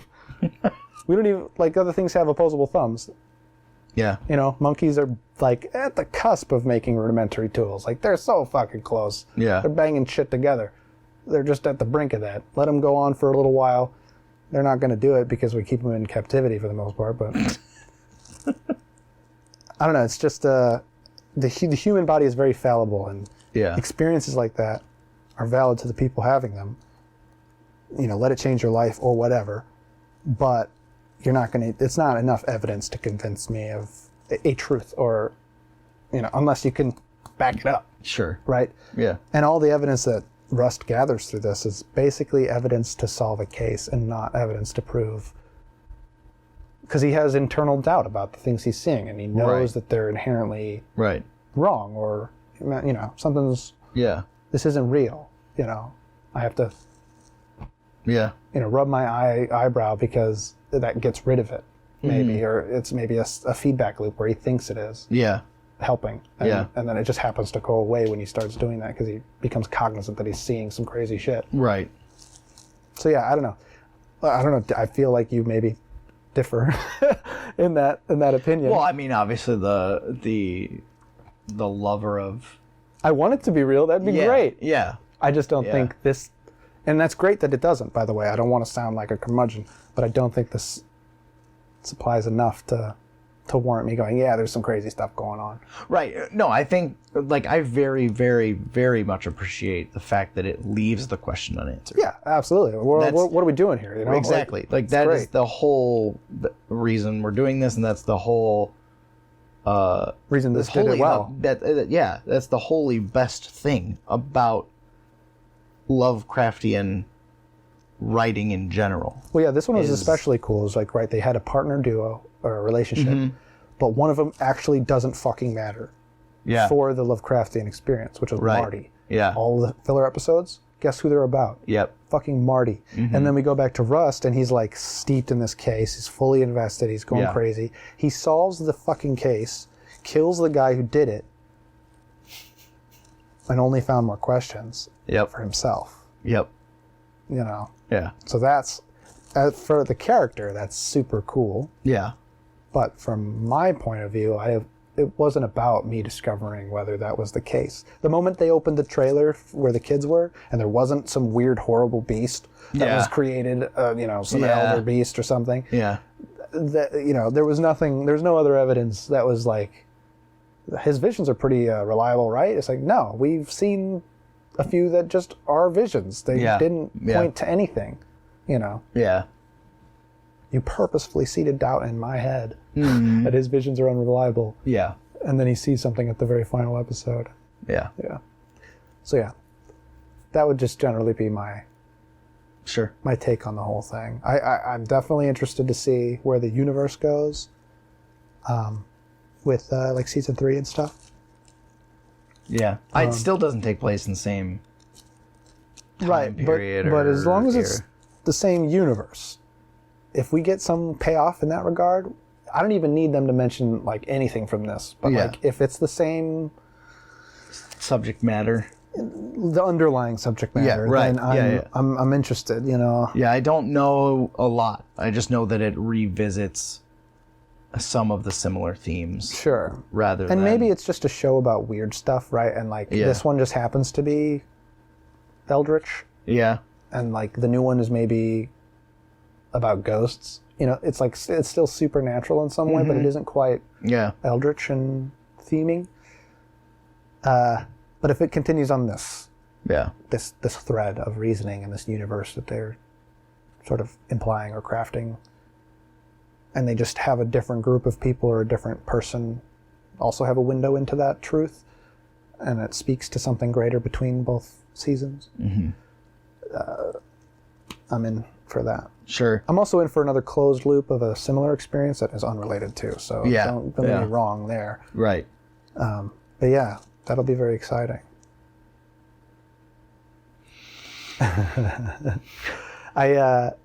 Quickly, to before we kind of maybe do some end episode ramblings. Yeah. Our plans for season 2 are that we will not be doing individual episodes for each episode of the show. Right. We're going to watch it all as one whole thing. And then have one podcast about after it. Yep. Yeah. Yeah. And take some notes, maybe each episode or something, so we know what we want to revisit when we actually talk about it. Just in case we can't, which is totally understandable, can't find the time to do that all at one moment. Right. Yeah. That too. We'll do our best to be educated. This might be something I'll do more research on too, if things like looking up what synopsises or whatever, things people have said about it. If I don't have to, I'm not going to do that because I don't want to do that. Yeah. But that's the plan, because it's not supposed to be Eldritch, and I do want to take in the whole series if they're returning to form for season 3. Right. I don't want to just skip 2. Right. Exactly. No. Plus, it's a good show, and I'm sure the second one will be good. It's just not going to be the same reason that it's good. Yeah. And it might also be not as good, which is a popular consensus. Yeah. But if it's anything close, it's still going to be a lot better than most stuff. Yeah. So I'm hopeful. Yeah, me too. But that's the plan. How do you feel also about, because I'd mentioned this really detailed like blog post analysis that I'd read about this. Another episode do you want to do a dissection episode of that? Sure, I'd be interested. I've got pretty much all of my raw thoughts out on these episodes, and this would just be to highlight some things that maybe we didn't really see at first glance. Obviously, I know about some stuff, not a lot of stuff. Yeah, but it's also. I know we watched it over. We watched it over a long period as well. Yeah, and I read that many months ago. I was going to ask if there was anything that you saw in old episodes that you were like, I can't tell you. I know we weren't taking notes on that sort of thing, but it definitely came up a couple times where you were hoping I would see something, or we didn't talk about it, or you didn't want to talk about its implications yet. And I'm sure we touched on some of that naturally. I think most of it we did. Like you finally came across everything. Yeah. It was mostly like major beats that I couldn't talk about. Well, yeah, because you got glimpses in like episode 1 and 2 where they're like, it's already started, and you're like, oh shit, I saw the spiral on the wall at Marty's house, or things like that, where it's like a little bit extra, but it's ahead of. I also noticed a few details that are like not super consequential, but like in one of the devil's nets hanging from the main tree at the first crime scene, one of them has a small doll with a crown on it. Oh, cool. So, like, there's already a slight nod to the Yellow King there or whatever, and there's just a few little things like that, salt and peppered throughout, that I just started picking up on. I'm like, oh, there's. I also noticed that any time, and this may not be 100% the case every single moment that it happens, you noticed a few times. I noticed a pattern that every time they get a lead to the next step in the investigation, the scene in which that information is presented to the characters, there is a major color shift of yellow. And one example of this being when Marty finds the guy who's the ex-boyfriend of the stripper, and he follows the fights girl. Him outside. He follows her to that warehouse club. Yeah. And then he finds the guy and talks to him to find the information, like, no, it's the biker gang. And that's like the next he beats big the shit out of him and at gunpoint. All of the lights behind Marty, every time the camera focuses on him following that guy, are bright yellow. Sure. And there's a number of different things like that where they get, like, the walls of the woman's house where when Rust shows her the notebook at the very end here in the second to last episode. He's like, do you recognize this? She starts going off about Carcosa. Her room, the walls in her house are yellow. And like, there's just stuff like that. There's the scene is bathed in yellow every time a major beat like that comes up. Interesting. Yeah. It'd be cool if that holds true throughout. Yeah, and I can't remember every single one of them because there's a number of them, right? I mean, the opening scene is in the sugarcane fields, which is a yellowy tint, right? The same thing when they reach the burned down church. It's surrounded by reeds and stuff. By reeds and all that, and it's a very beigey yellow color. Yeah. And we never got another visit from Mr. Owl, though. I'll never figure out how many licks it takes, dude. Never. Get to the center of the spiral. Mr. Owl! Yeah. Even here... How many licks does it take to get to the center of Carcosa? Yeah. We're even sitting here as we're recording this. It's opaque. What do you call it? The sepia title screen of the DVD is running. There's a word for that. I don't remember it either. It flashes a scene of them driving up to the ranch here with the girls. All the lights are tungsten bulbs. Yeah, I mean that's a common thing. I'm just saying, like, prolific. But there's just little bits like that throughout. No, where it's the inside of the trailer was probably very yellow and it's got that old yes. Because like everyone in this fucking show is smoking, so like their walls are yellow. It's got like the old 70s tan look to everything. Yes. Yep. But it's definitely more prominent, I've noticed, in those scenes where they find pieces of information that are related to the occult side of the case.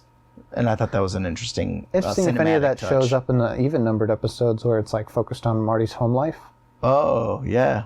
Like in those weird moments with his daughters and whether or not they show up there. That'll be interesting. I mean, I'm excited to. I think we should do the detailed thing. If you can find that post and we can read through it and talk about it. Because things like that are definitely interesting and definitely attracted to it. I don't think it holds as much water as the way you experience it as some of those finer details that come out later do, but I still find it interesting. So we could do like maybe it'll be long, but like a mini episode or however long that'll take us, and maybe we'll read it out on stream or on the podcast as well. Mm-hmm. And then immediately talk about, or like take breaks during reading as interesting ideas come up. That way we're just kind of flowing through it. Yeah. I found it. That was easy. It's as if I had it bookmarked 37 different times. I didn't. Liar. He's lying. But I didn't. But I did. He does have it like printed out on his wall. Yeah. With some drawings and... Yeah. He's a madman. My ceiling may or may not have a giant spiral painted on it. Help. Help. Save yourself. You're in Carcosa now. Don't worry, Joey. Death is only the beginning. It's not the end, man. Yeah.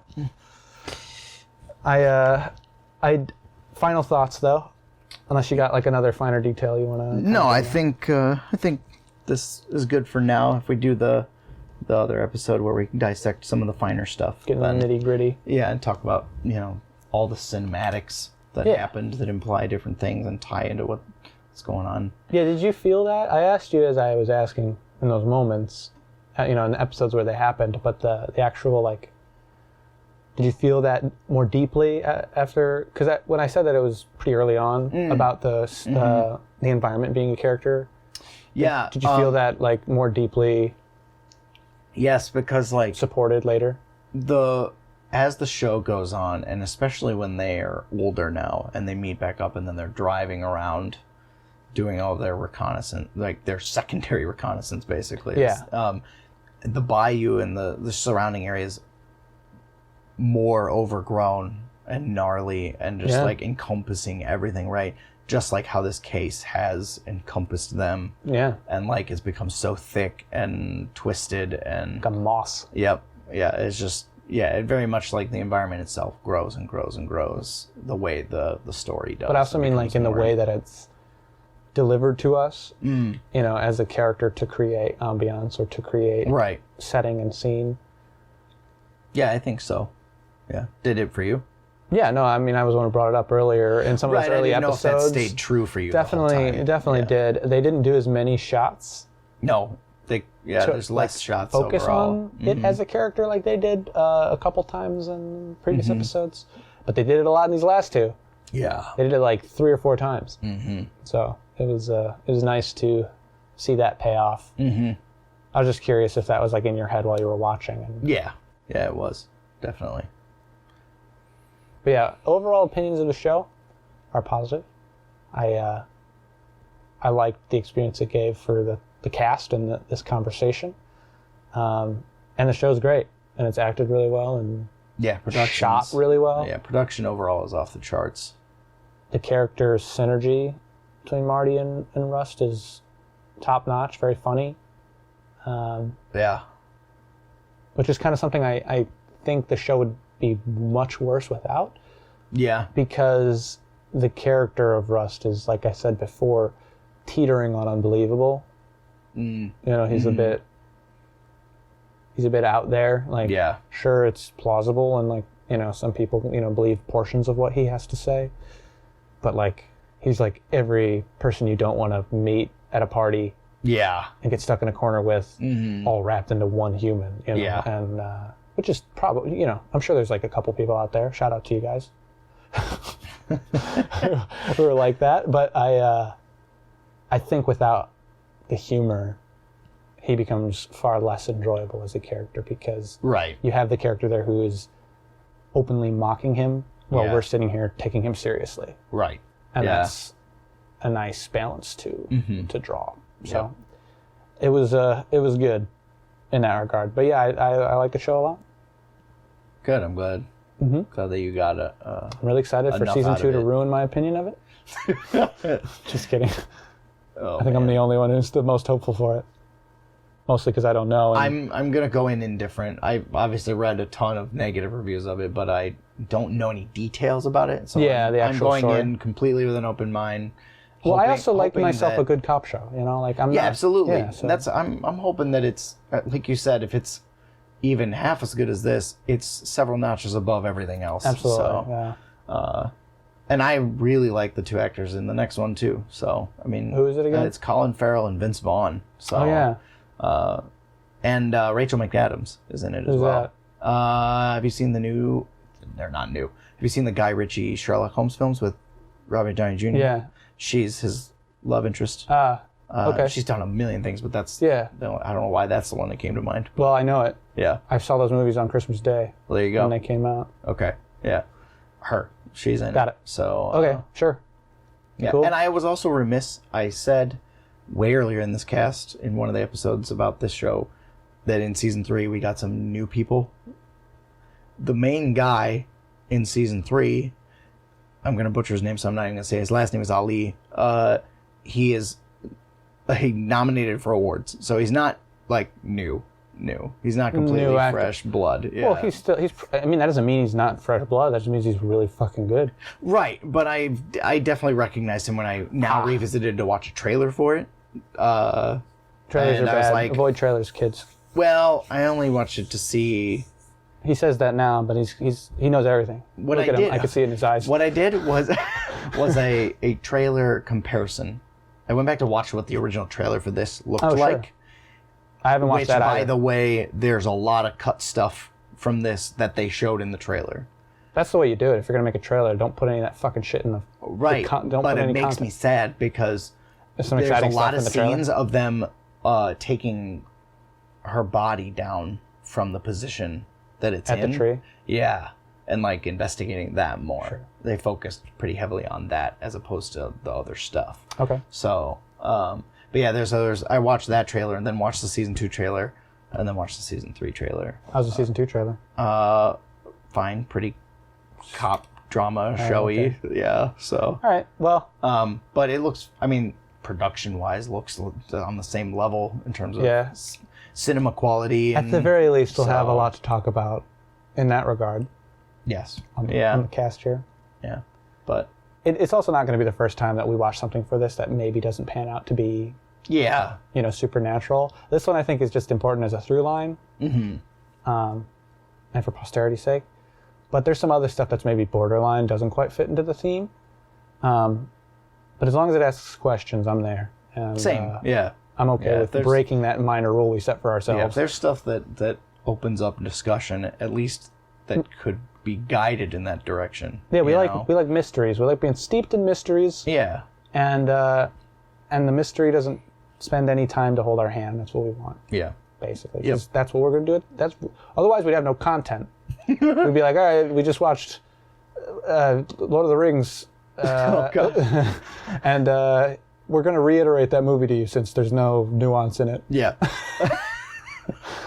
But yeah, so look forward to our we're gonna do the deep dive, and then season 2 somewhere down the line. Somewhere down the line, yeah. Maybe not directly after this, but we'll figure out what we're gonna do next. Yeah, we're kind of recording a lot of random stuff. Lots of stuff. And then this is like the first thing we've like pretty much finished. That was like a longer form thing.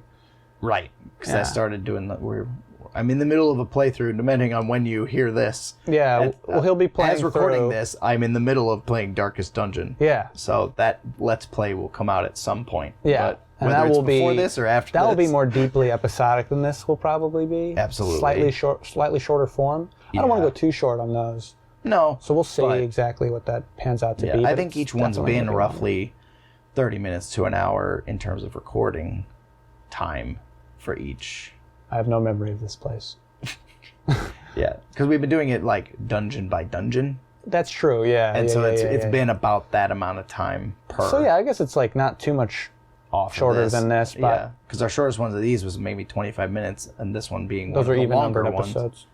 Yeah, and this one being one of the longer ones is running just past an hour. So. Some amount of time. Yeah. But yeah, more stuff coming. It's gonna be fun. Yeah. I'd like to say that we'll let you know what's coming, but we kind of barely know. Yeah. We have a list of things that we want to do. Yeah. It's just a matter of which order we do them. Yeah. The last time I think we spoke on anything and said that we were going to do something was The Endless, which we still have not watched. So once we come back to a movie, it'll be that one. Yeah, but there just may be to get it out of the way. Might be some literature in between now and then, or it could be any number of things. We got, like you said, a list. We don't even have a release schedule. No. Look, we're just recording. We're just making content right now. Yeah, as of now, we're getting a backlog of stuff ready. Yeah, so because I'm great with backlogs. Don't follow our other content unless you want to be disappointed. That would be staring into the void. Yeah. You realize that in the past 10 episodes we haven't even called out that we have other content. There's a reason for that. It's that it's not around yet. Well, we also haven't made an official intro or outro as of this recording for this yet either, which would probably include... It's vaguely official. We'll figure it out. Which would probably include the mention of said other content. So you're right. All right, I think that's all the thoughts. I think so. I'm pretty satisfied. Yeah, I'm glad you took the ride with me.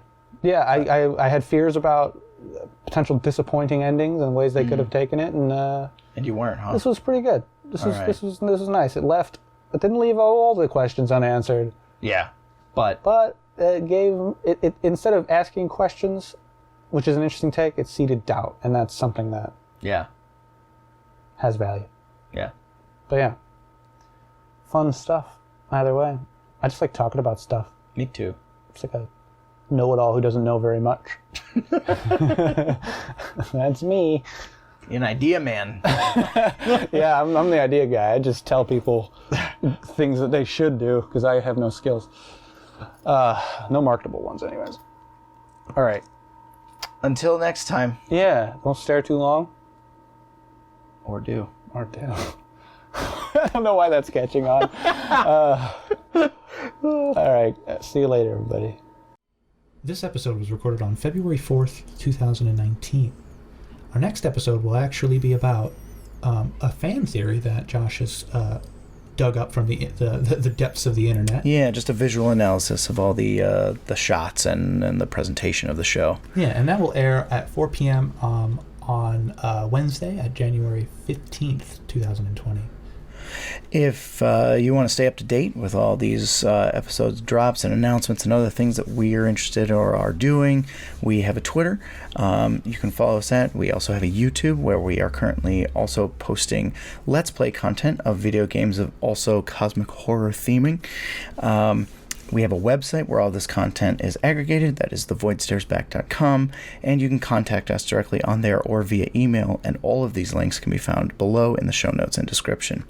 Yeah, and if you really like our faces, you can find those live every Tuesday at 5 p.m. playing board games, which is a bit different from what we do here on this show, but if that's something that interests you, we have quite a variety of characters and games at table, and we have a lot of fun.